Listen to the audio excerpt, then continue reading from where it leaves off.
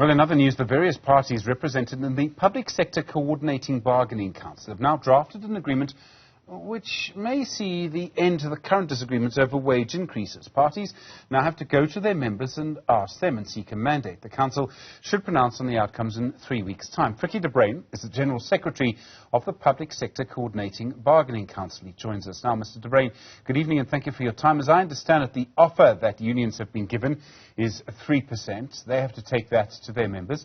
How would you describe the way negotiations have been taking place so far?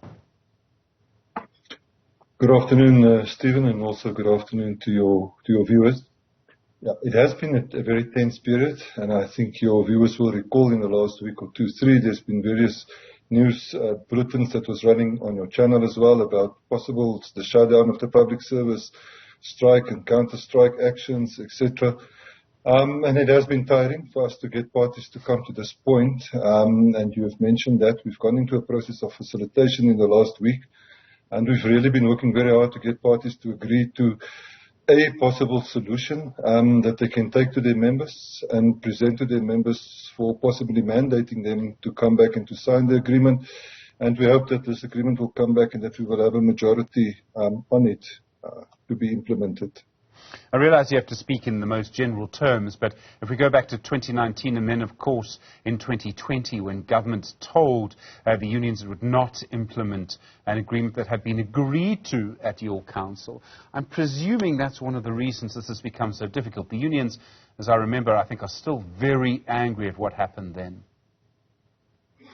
No, you're correct, Stephen. I think that touched the nerve in terms of the trust relationship between the parties, and it has been a very unfortunate situation, and we're still sitting with the backlog of that in terms of our processes. Not only was the trade unions very disappointed, I think also the membership and the public service servants at large was very disappointed with the non-implementation of the agreement.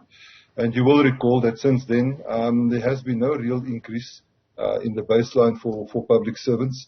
And this draft agreement that has now been tabled and been forwarded to members for consideration is the first real adjustment in terms of the baseline that will then allow a 3% increase for public servants. Fricky de Bruyn, thank you. General Secretary of the Public Service Co-ordinating Bargaining Council.